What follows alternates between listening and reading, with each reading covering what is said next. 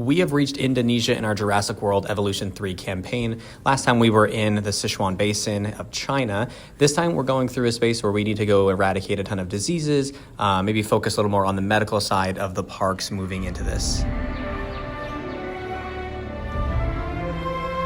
This isn't the first archipelago that I've cautiously visited, but unlike Las Cinco Muertes, you know, the 5 deaths, this place might just have a chance at preventing disaster instead of stoking the flames.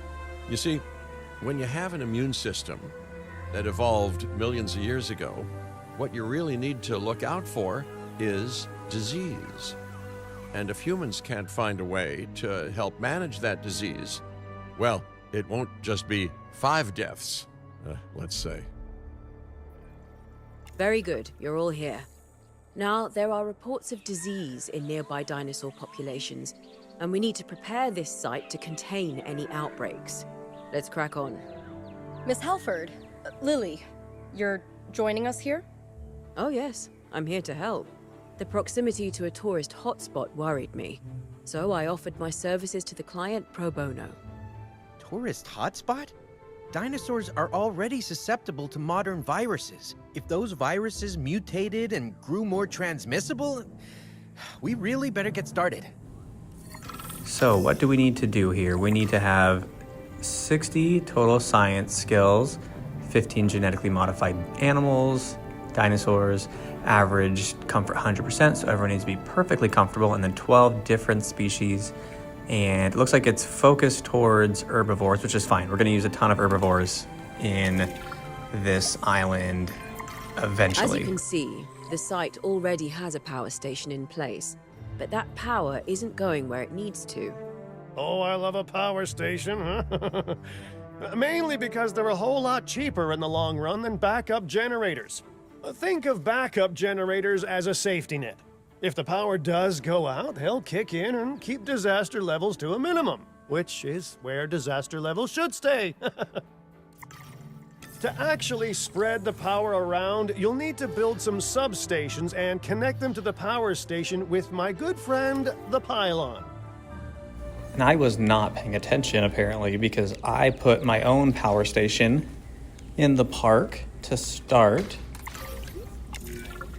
Our first animals are arriving shortly, and they'll need enclosures. They aren't showing any signs of disease yet, but we'll need to monitor them closely. Imminent viral disaster aside, has anyone else noticed how spread out this place is? Isn't it a whole logistical nightmare, building across islands like this? It's spread out, maybe, but the dinosaurs will actually feel really at home in this hot climate. In fact, dinosaurs around the world seem to be slowly migrating towards warmer climates in general. Finding out exactly why that is will be my next big project. I think this is point 2 that we're going to get a Jurassic World Evolution 3 Rebirth DLC. I know we saw something when we were in China where they were alluding to this as well, but I'm very confident this is coming soon. My guess, it's coming before Christmas. We're getting this DLC. So that's my take.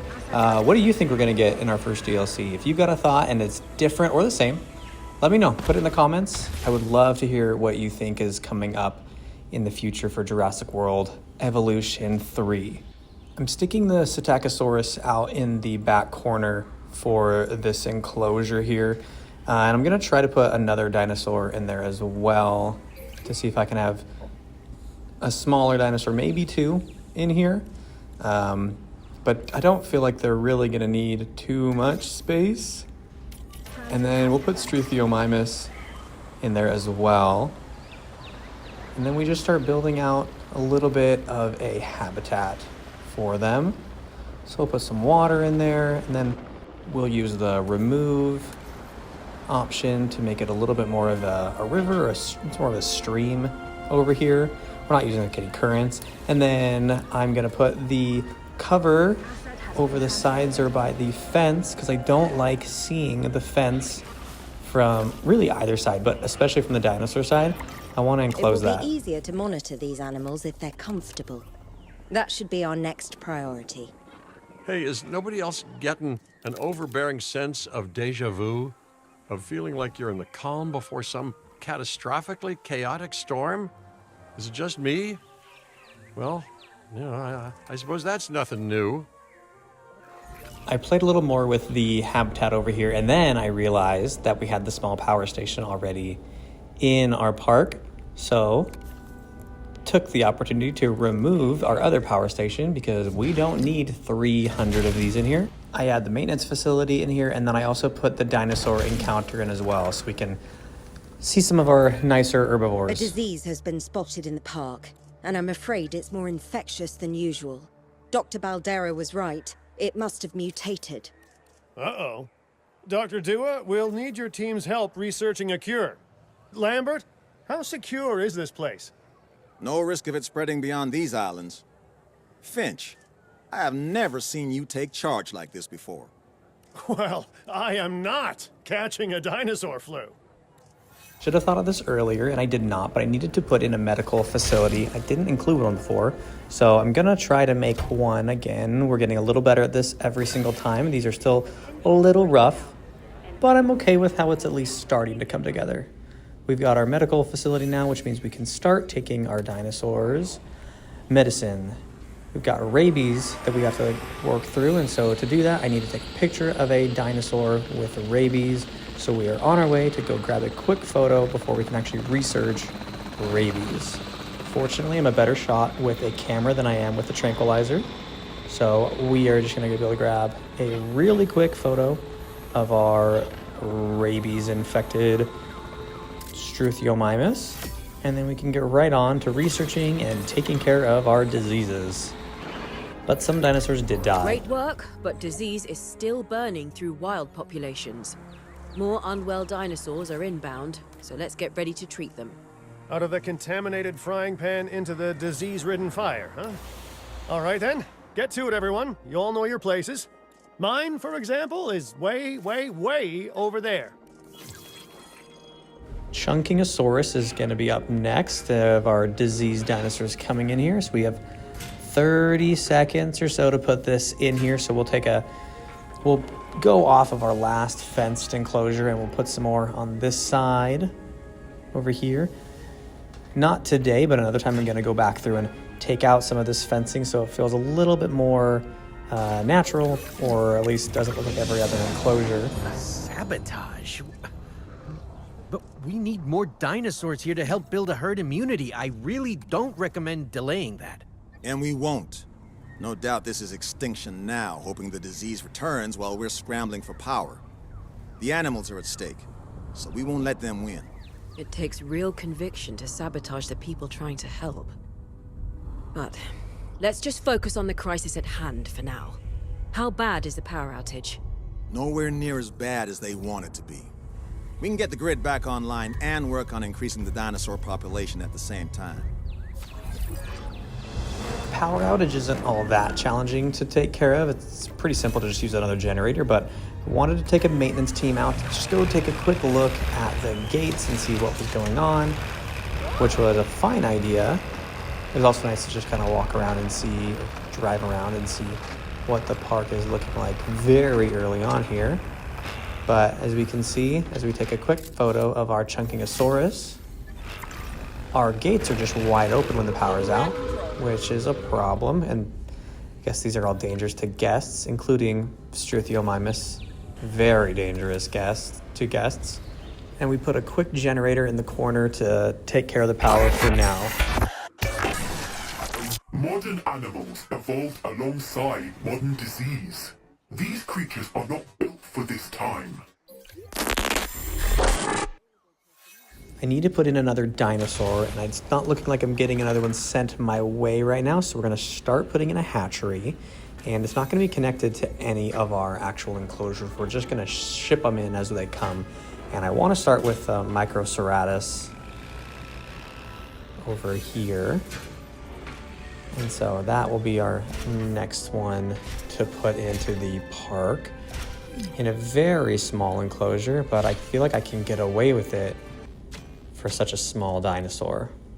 My one problem is I don't actually have enough of the genome to make male and female dinosaurs, so I need to also put in the Expedition Center and start looking at some dinosaurs.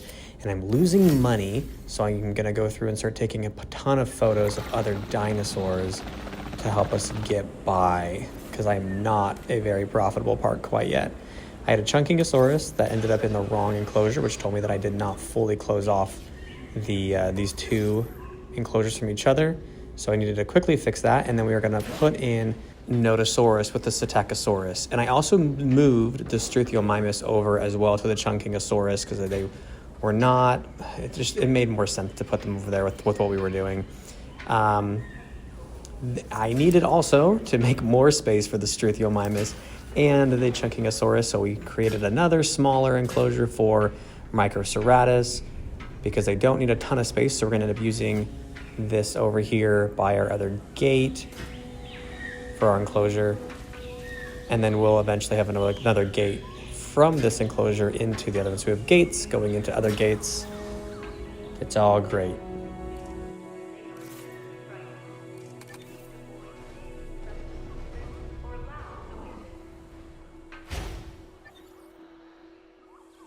So our Microceratus enclosure is completed. It's a little simple, but simple's fine for right now as we're just trying to get through the first bit of the park. We'll make these, maybe not this one, we'll make some of our gates and enclosures a little prettier later. Right now, we're just trying to get through this campaign part of the mission. And then I want to put some nests in here so we can get some natural dinosaurs, naturally bred dinosaurs. And I'm eventually going to have a little walk space there that guests can come in and they can see these dinosaurs and see the nest. And this one doesn't, Nodosaurus doesn't really care if people see their nest or not. So I'm going to use that. It's not a real appeal booster, I think. But I'm going to use it like it's a space that people want to actually see. But people also want to just see Nodosaurus, as we've got one here that people can just see and pet and hang out with, which is kind of cool.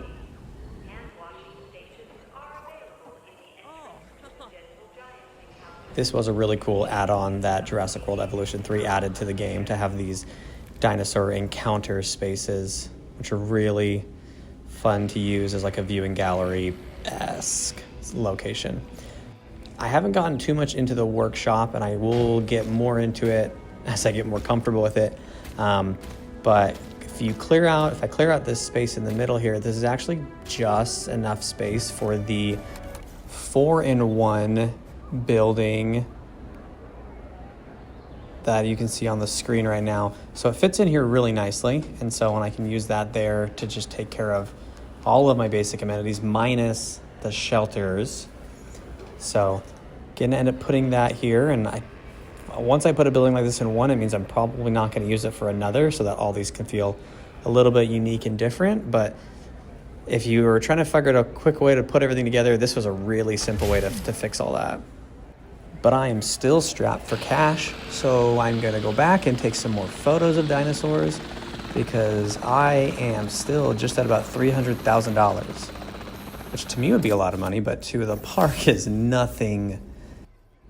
I got distracted, and so our medical facility might have burned a little bit, and so we put in a new maintenance facility, or put a stop there for them, and then put some shrubs down to make this feel like it was a little more well driven on and used space.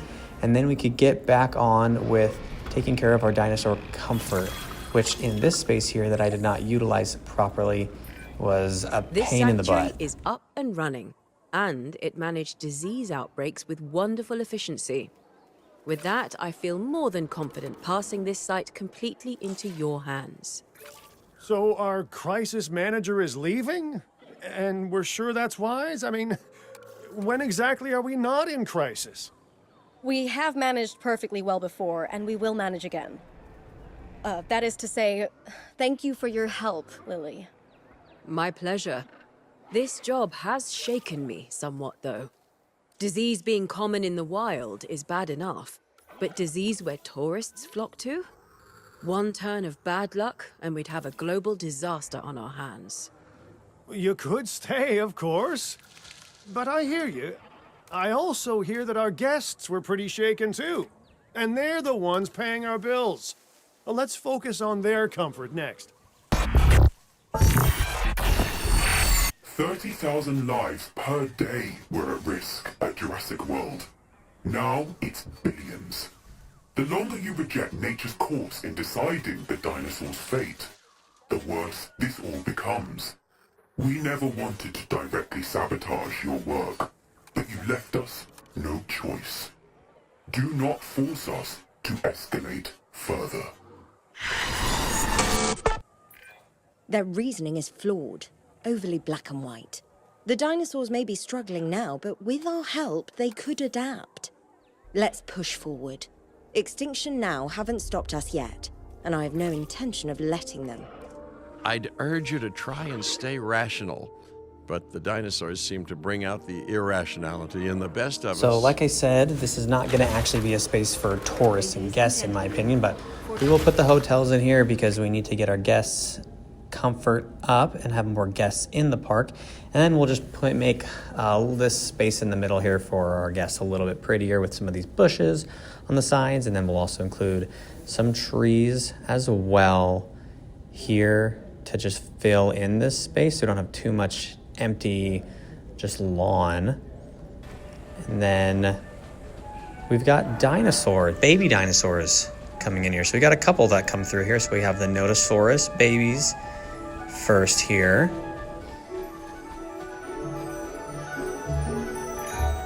We need to create a report on how our animals are doing after that last outbreak.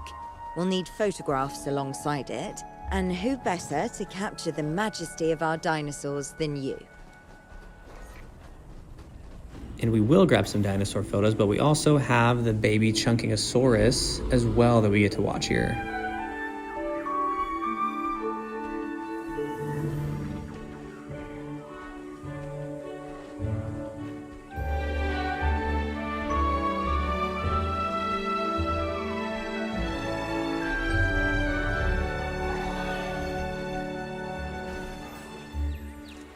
I got distracted a little too easily with the jumping around of the dinosaur and it trying to go find its mom or dad. So we're gonna watch that because I got way too distracted with the baby dinosaurs for a minute. Moving on, we need to get the photos for the dinosaurs, and so we went into the same enclosure here to grab a couple photos. Thought I saw something moving in this, so we grabbed it, and we got Struthiomimus and the Chungkingosaurus, which was great. And then we needed to quickly turn around, see our baby Chungkingosaurus. So we'll take a photo because we can. And then we got to turn around so we can get some pictures of other dinosaurs in our other enclosure. And if you're still watching this to this point, let me know. Put in the comments, what have you liked? What have you enjoyed so far in this? Where do you feel like we can elevate this so I can change this to make it even better? Would love to hear all that feedback, but also love it if you liked or subscribed as well. If that is something you are so inclined to do at times, to just show that support, let me know what you think, what you like, as I will continue to do this for a while. This campaign is going to take me quite a bit to go through and then to build out the parks in their entirety. And we're going to see baby Nodosaurus over here.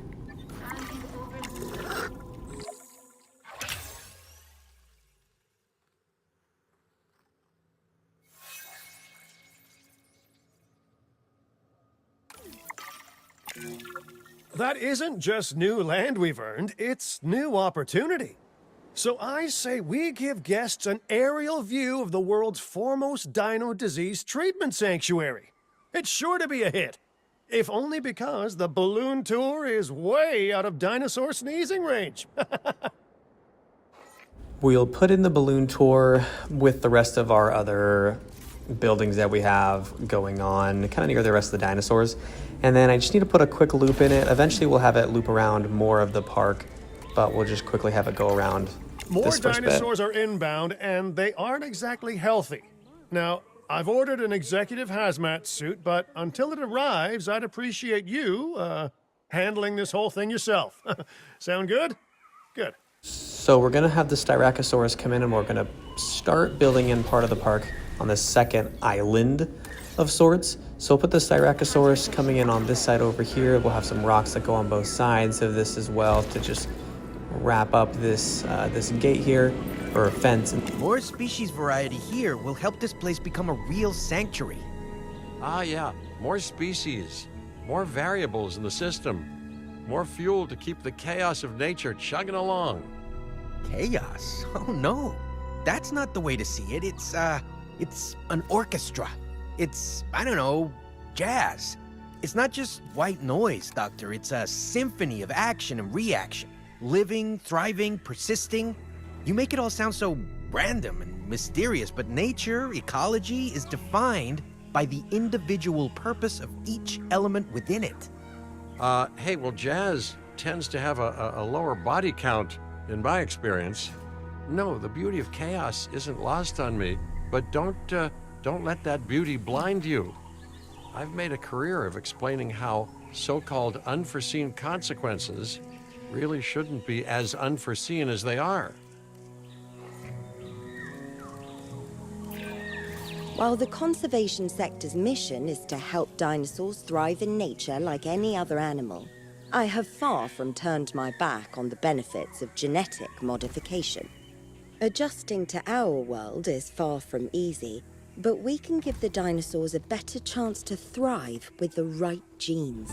We've got both sides of our enclosure enclosed now, and then the Styracosaurus are all in their feelings because I haven't actually been able to do a medical scan or a scan of these. So they're definitely not happy that I haven't even taken care of their habitat. So I need to go back through and start putting that together here.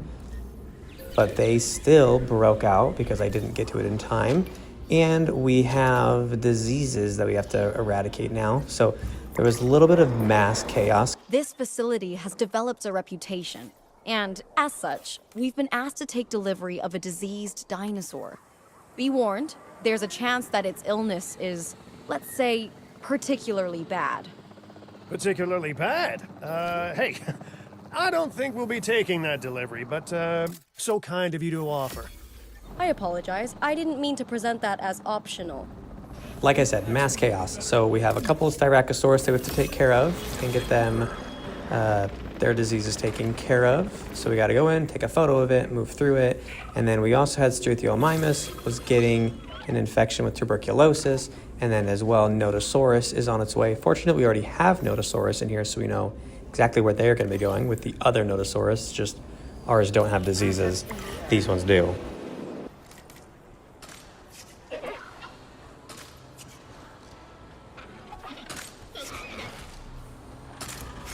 As you can see, the AI here has just as good of an aim as I do in getting these diseases taken care of. And then we had a couple of that, or Chungkingosaurus, that have already died from tuberculosis. So we're losing dinosaurs as we're trying to fix all of our dinosaurs.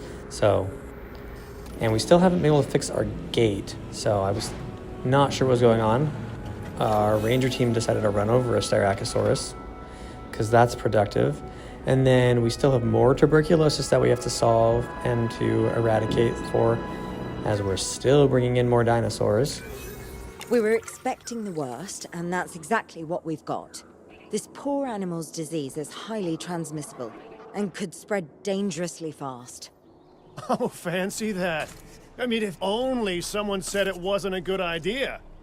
Well, we need to deal with this. Huh? You get on that while I get on whatever transport is heading away from here.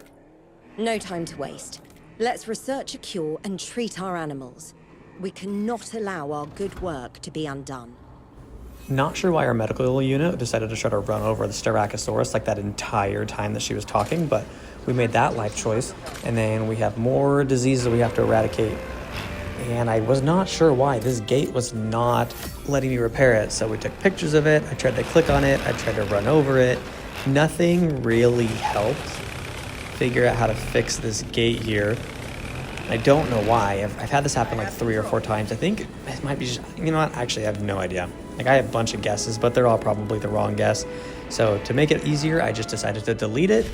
And then we added it back in and problem solved.